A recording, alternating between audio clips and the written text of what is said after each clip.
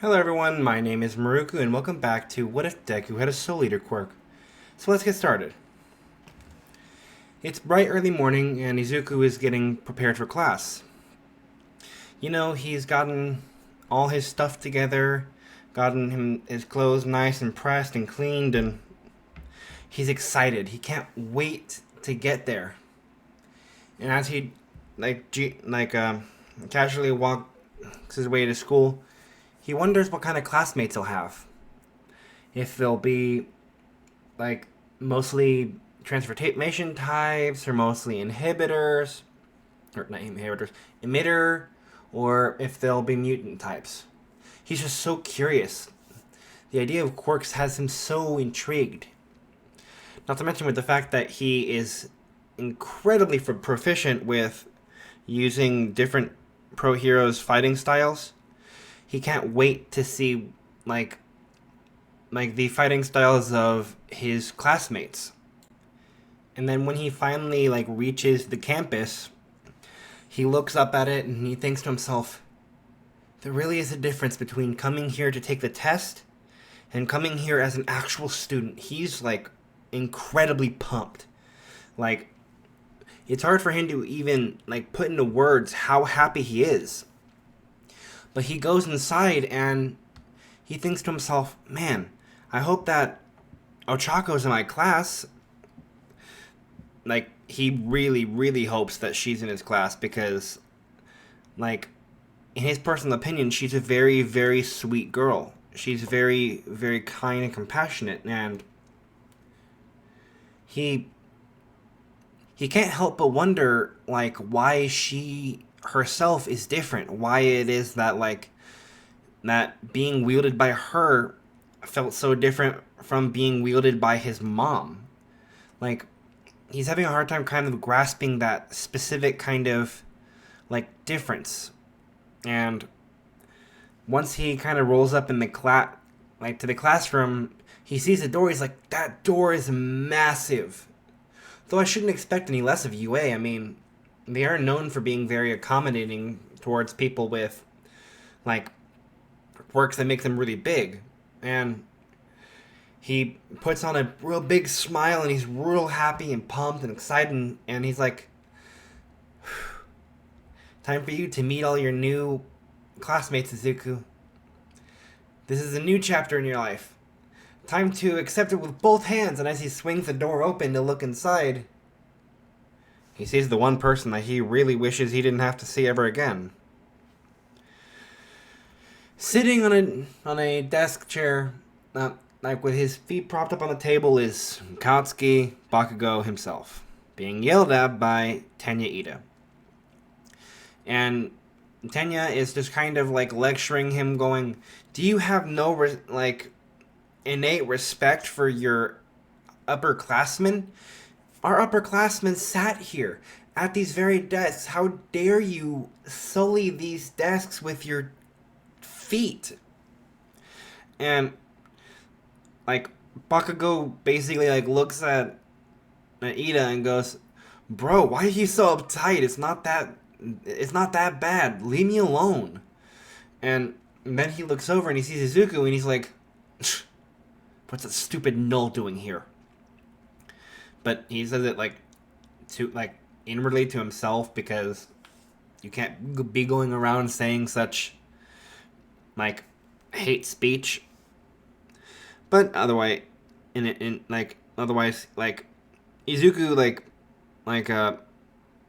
is seeing everything going on, and Ida finally turns around and acknowledges him there and goes, you're the guy from the exam. And he basically runs over to him and says, you truly are the perfect example of a hero student. I saw what you did for that girl, saving her life and all. And Izuku, he's flattered. He's like, what? No, it was nothing. Anyone could have done that. Now, there's no need to praise me like that. And as it kind of continues on, it just feels so crazy to him Then out of nowhere, he just hears Ochako kind of like come up behind him and goes, Izuku! And he turns around, he's like, Ochako! Like, he's like real happy to like hear that she actually is in his class. Like, the boy's ecstatic. He can't help but to smile at the idea of the adorable Mochi girl. He just can't. He feels like incredibly delighted to have her near him.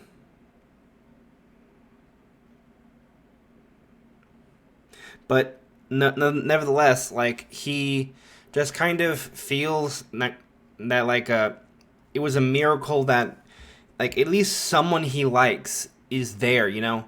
Like, not just him being stuck with like his nemesis, the one who has picked on him, treated him like crap all his life, like everything in between. He's just like taking the wins as he can get them. But like after this like little respite, like all of a sudden they hear, if you've come here to talk nonsense and make friends, I recommend not, or I recommend dropping out. And then, like, they all look at the thing on the floor that looks like a yellow caterpillar, and they're like, what the frick is that? And, like, the caterpillar in question just kind of, like, suddenly scoots its way over, like, into the class and crawls out while sucking on a, like a protein pouch. And he's like, I'm your homeroom teacher, Shota Aizawa. Today we're going to be doing a quirk aptitude test. Put these on and meet me outside. And one of the other students goes, but what about orientation? And Aizawa's like, here at UA, we teachers have free reign to do as we please, whenever we please, and however we please. I feel that orientation is a waste of time. We only have 3 years to turn you rejects into heroes, so let's not waste time.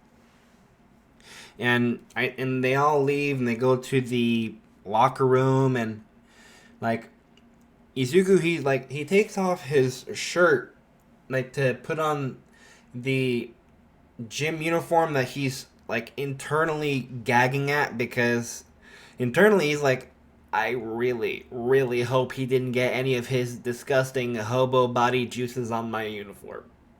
But, like, Hiroshima looks over and sees his, like, ripped, toned physique, and he's like, bro, what kind of exercises do you do? And Izuku's like, oh, thanks, you know that beach, Dagobah? And he's like, yeah, well, I cleaned it for exercise, and I've been doing a lot of physical, like, exercises ever since I was, like, younger.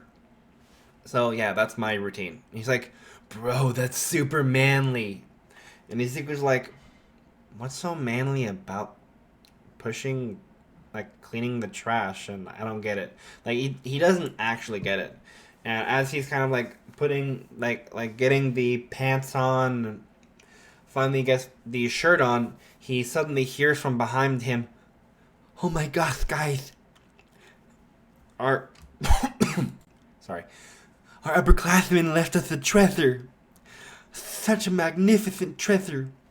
Izuku turns around and he sees, like, Mineta, like, peeling up a poster.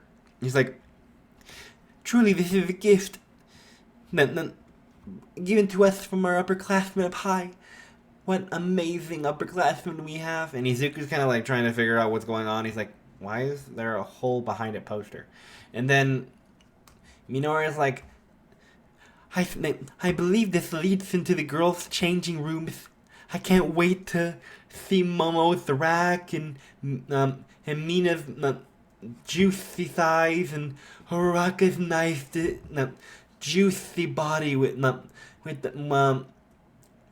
and Izuku just, like, it was a blink you'd miss it type of moment that went on, because one moment Izuku is, like, at his locker, the next he has like he's behind Mineta with his arm transformed, like wrapping around his neck, kind of like the scene in like episode 1 of Soul Eater, where Soul has the blade wrapped around Blair before having Maka pull on him to kill her.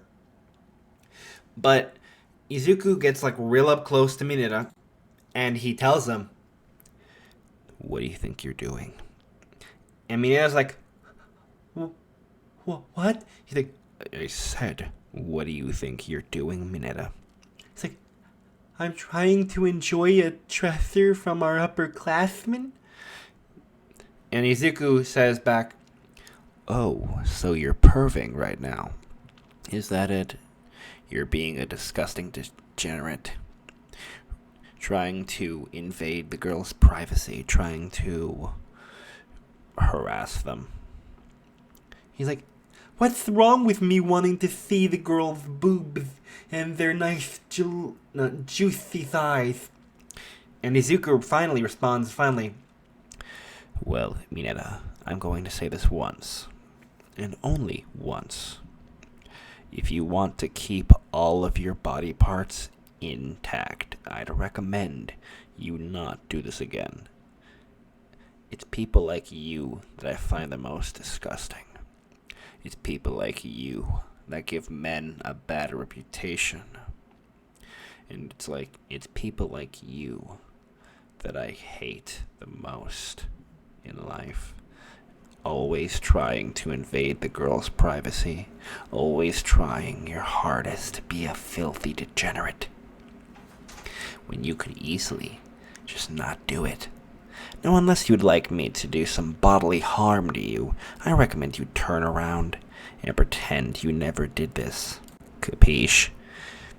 And Mineta, he gets the gall, the bravery in his core to stand up to Midoriya, and he's like, "And exactly what are you gonna do if I don't stop doing this?" And Izuku says, "Well, friend, I can make it to where you can never have children. Hell, I can make it to where you can't piss normally ever again. Do you read me?" And Mineta, he suddenly gets this cold look on his face, just like utter, pure, unadulterated fear coursing through his body all at once. Like, it's not even funny how afraid he is after realizing what Izuku is thinking he's gonna do to him. And like, I'm gonna say that Bakugo was not paying attention to what Izuku was doing in the moment, because like there's you're not paying attention to the fact that Izuku is like actively about to slice open Mineta's neck if he does not stop, basically. So like all the other boys though, after hearing Izuku declare he's gonna do some snip, make sure this boy can't have children in the future, can't use his stuff to like harass girls or even piss normally after he does a snip to a very specific part of the body. Like all of them are just like grasping at their no square, like imagining how painful it would be for Izuku to basically give Mineta a straight up vasectomy with some extra removal. Yeah, essentially. But they like after like then Mineta says, I'm sorry, Midoriya. I promise to change my ways. Just please don't give me a vasectomy, please." And Izuku goes, "Good, Mineta. Good boy. Now that we have that sorted, we can all continue doing what we were doing before. Okay then. I'm dressed. I'm gonna go to the field now." And like, this creeps most of the boys out, because like, he went from sweet little cinnamon roll to horrifying menace back to a sweet sunshine boy. What the hell? And I'm gonna say that Izuku was the first one like technically, which made Aizawa smirk. He's like, first one here. I like you already. The second one to get there was Uraka, the mochi girl. She's sweetie pie. Anyway, I'm getting off track, off topic. Anyway, like then the rest of the students come out and Aizawa's like, he's Midoriya here and young Uraka. We're the first ones here. The rest of you are slackers. That's wasted time that you cannot get back.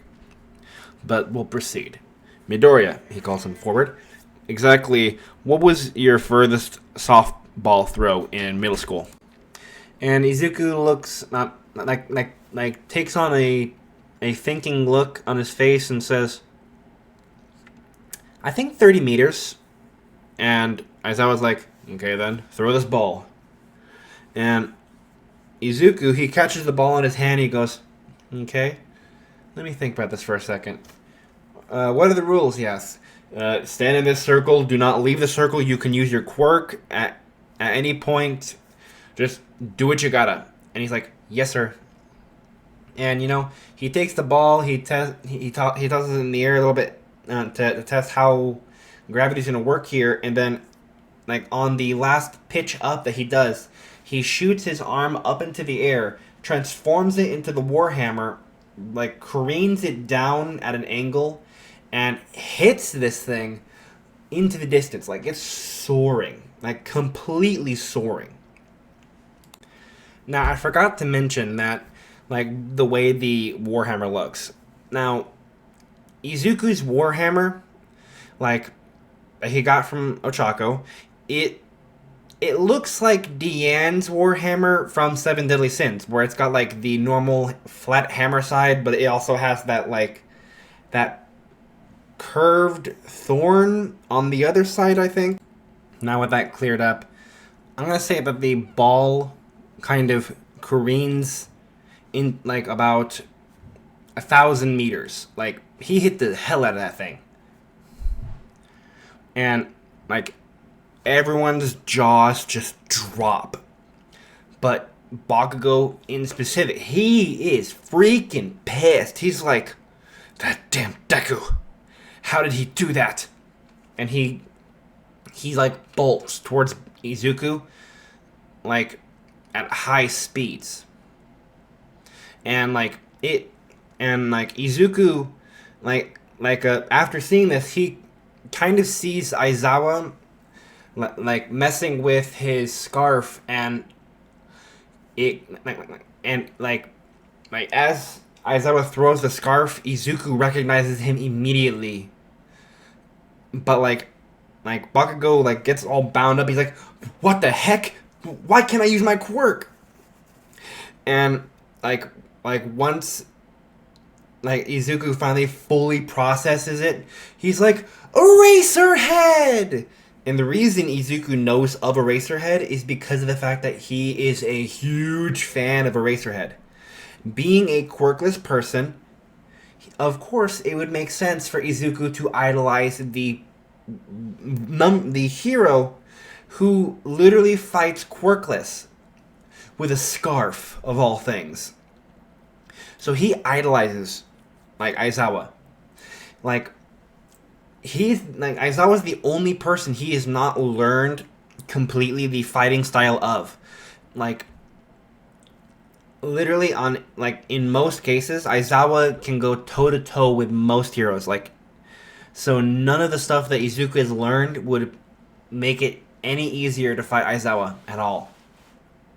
But he's just kind of looking at Aizawa, and he's just amazed. He is in shock of Aizawa's full-on, how do I explain this?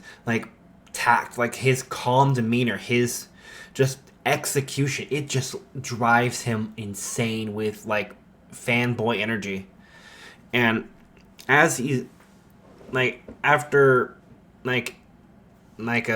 Bakugo calms down, Aizawa looks at Izuku and says, "You okay, kid? You didn't get hurt, right?" And Izuku's like, "No, sir, I'm fine. He just kind of freaked me out when he came at me like that." and Izuku trying to like shake off the jitters of seeing like one of his most favorite heroes of all time. And as Izuku is kind of like trying to take a couple breaths to process all of this, the test continues. It continues with like all of the other tests.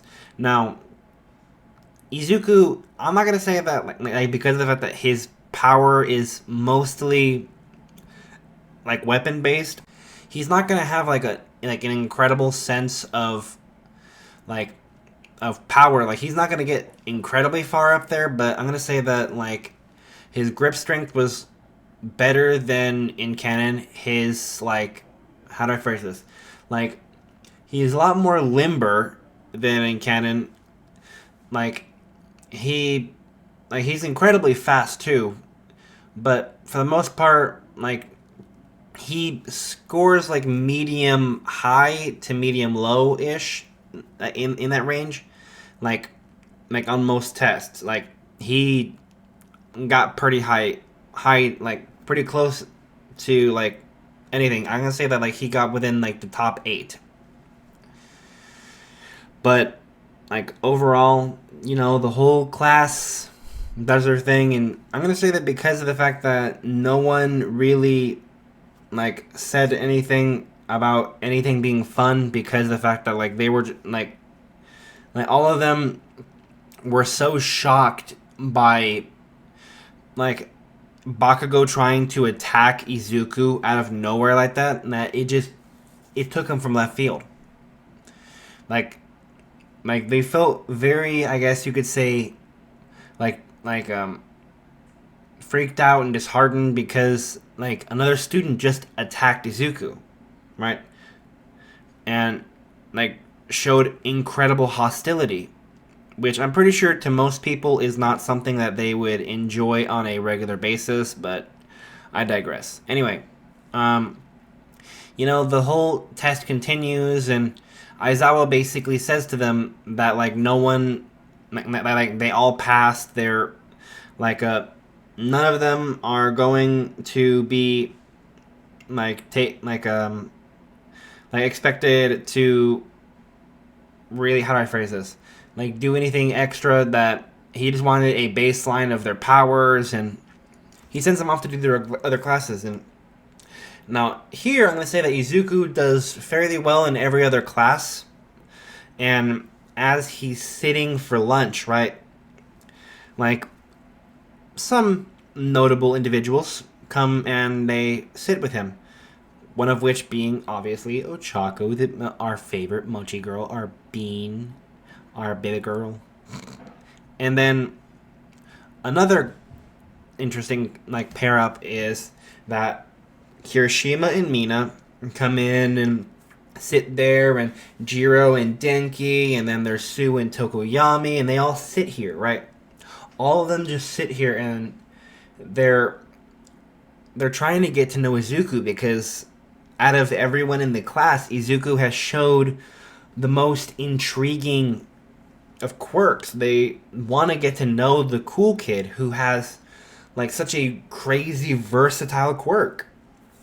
And I'm gonna say that like Izuku, like he's kind of bashful. He's kind of just like trying to do his best and like appease a fair amount of the his classmates, right? And he basically tells them, yeah, like he has weapon abilities, and that like with each person that wields him, he can change into separate weapons. Which all of them thinks is freaking cool as hell. Like, I'm not gonna say all of them try to wield him, but like, because he expresses that he doesn't want to be like tossed around like a tool, like, and they understand like that like Izuku doesn't want to just be like handled by anyone. He wants to like he only like allows people who he trusts deeply to even come close to handling him as a weapon.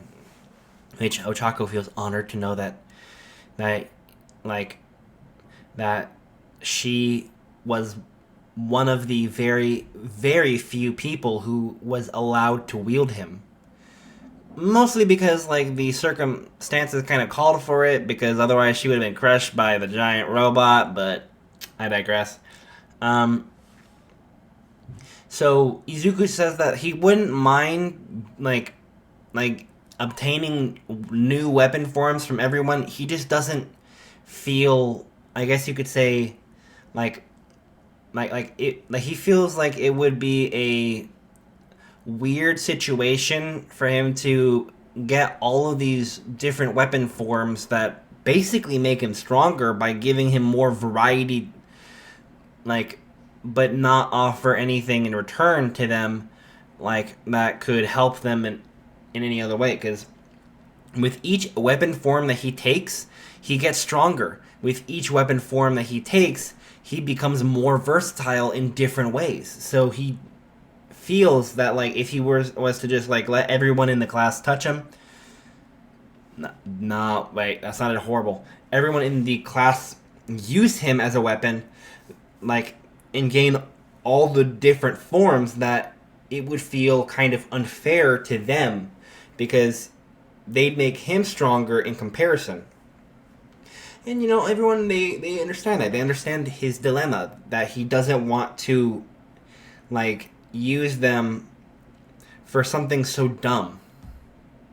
That, and his other reason that he's not going to kind of go into, like, that he's kind of keeping in personally, is that if he is the equivalent of everyone's weapon, he's gonna kind of feel like a man-ho. Like literally, I'm not joking. He feels like being passed around to everyone as a weapon would make him a man whore, and he really does not want to be in that mindset. He already feels like crap as it is. Like, he has no self-confidence in himself or anything after being called a null for damn near most of his life. And he really would rather not be passed around like that. Though he wouldn't mind having Ochako use him.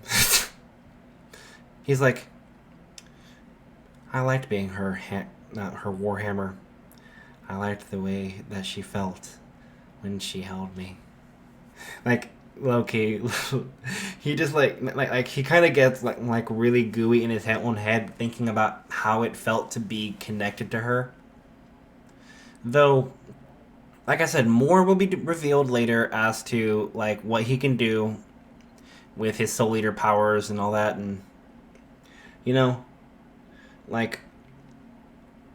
Though I will say that Ochako asks him, she's like, "Hey, Izuku, exactly why did Bakugo call you? Wait, call you a quirkless earlier? I mean, you obviously have a quirk." And Izuku, like, he lowers his head, right? Because he feels very vulnerable right now, being asked this question in front of like so many people, right? And I didn't add him earlier, but I'm gonna say Ida is in here as well. Like, he's at the table because like he respects Izuku as an individual, and Ida kind of like barks in, going, "Oh, Chaco, that was very rude. To for you to ask Izuku that, you don't know, he might be very touchy about that kind of thing." And Izuku, he kind of like looks at Ida like, "Shut up, stop talking to her like that." And Ida is kind of like jumps a little bit, like, what'd I do? But Izuku, he looks down and says, "I'm only telling all this because of the fact that it's my past, and I need to learn to overcome it. I can't expect for this to be hidden forever, so I might as well tell you. Whenever I was really little, I was diagnosed as quirkless. Most of my life I was quirkless. And Bakugo knew me when I was young. He knew who I was. He knew of my quirkless status, and let's just say that he wasn't exactly the nicest person to me." Which everyone knew what that meant without the underlying tones of abuse needing to be brought up. then he kind of finally tells them that, like, about, I'll say, like, 10 months ago, he discovered that he had the ability to just change into weapons, like, at will. And at first, he was a scythe, which he obviously flicks his hand, and you can see that the scythe blades in his fingers. He's like, "See, straight up." And then, sorry, he like he tells about how he excitedly told his mom about him like having powers, and when he was holding her hand and jumping up and down, and told her, "Check it out," and changed, he turned into a machete.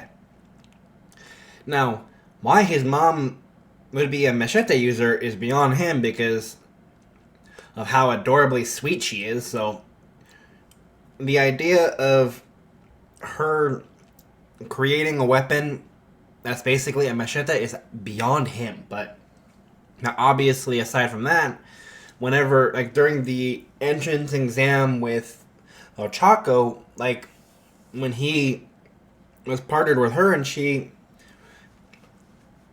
he became like a warhammer, like, straight up.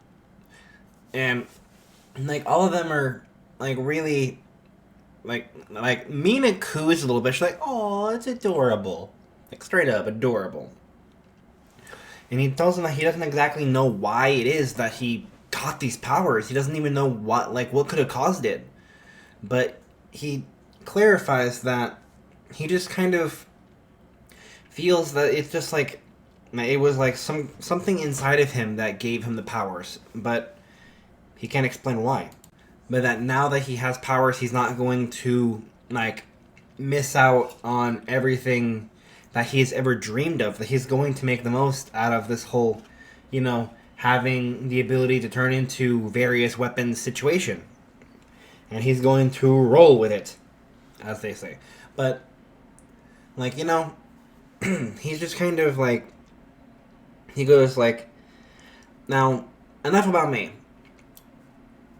Tell me about all of you." And, he basically begins to learn about all of his classmates. He learns about how apparently, like, Mina and Kirishima have known each other for a while, and that, let's see, then Sue talks about her family and how she's got like two younger siblings, and wait, I think it was two. Yeah, I remember. It was, yeah. She did have two siblings, but she basically goes over how like she adores the hell out of the two of them. Like that she's very proud of the fact that of her brother, who like is very very smart for his age, and that and all that. Like, she basically like gushes over her baby siblings. And Tokuyami, he's just being the edgelord that he always is, like usual. And then he learns that Jiro has a huge passion for music. She loves music in general. That both of her parents are music producers. And that that her parents kind of how do I phrase this?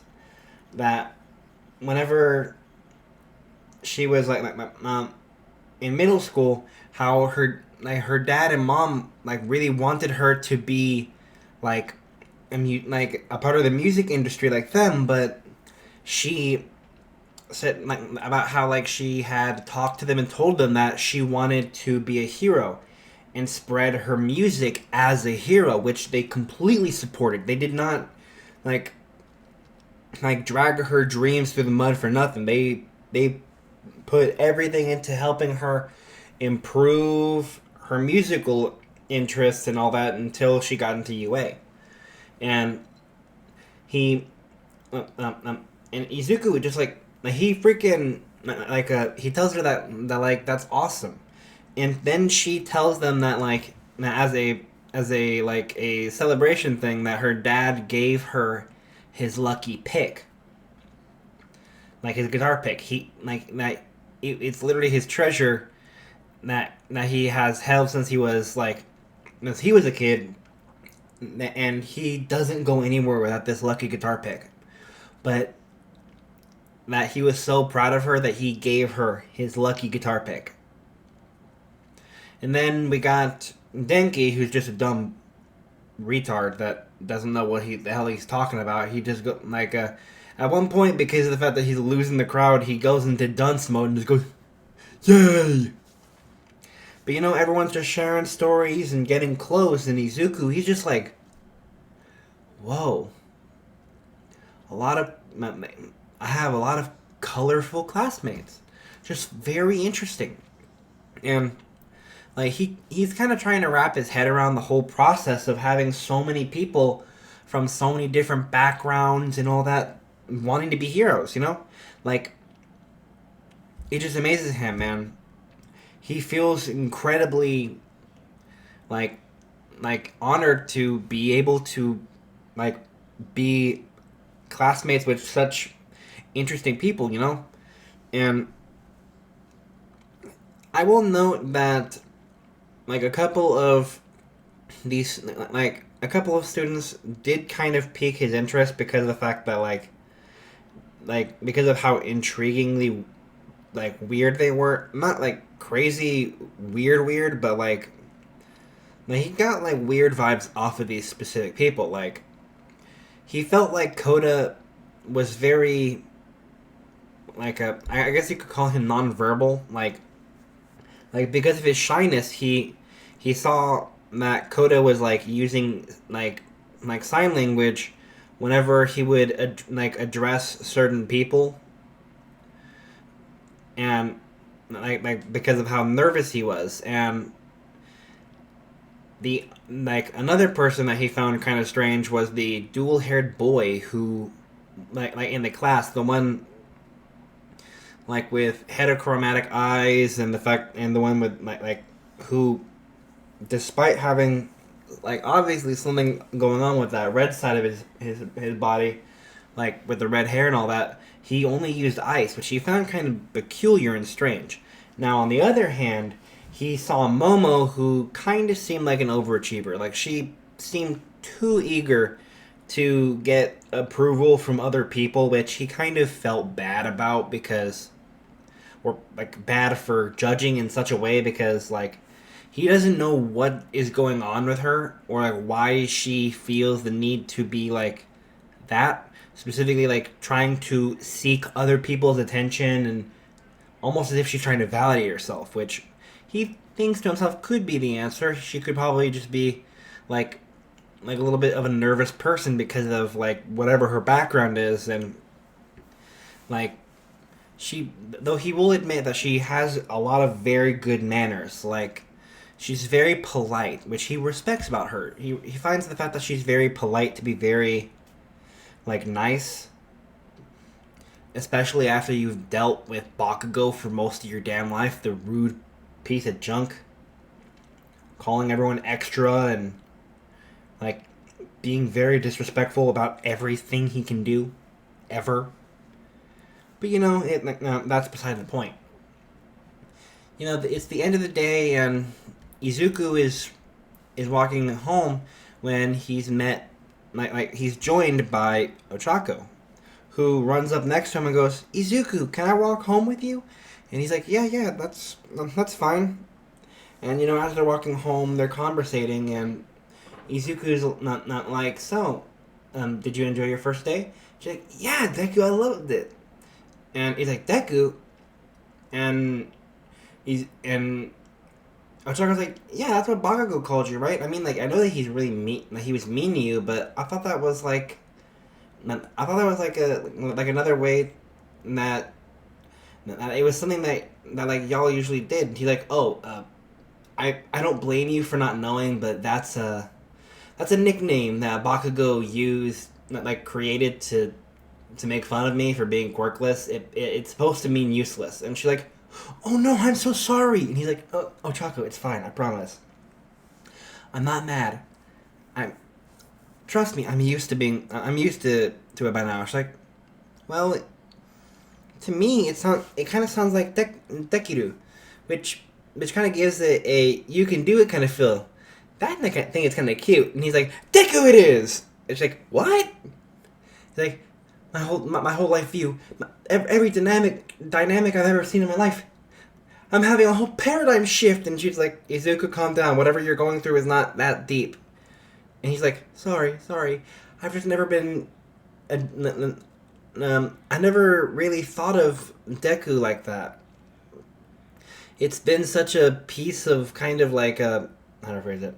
Like, ridicule for me for being quirkless that I just never really could have expected that, you know?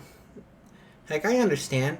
There's no need to be ashamed, Izuku. I mean, like, even if you were to be quirkless, from the way that you are, like, right now, because of how kind you are, I think that you could have been a hero despite that.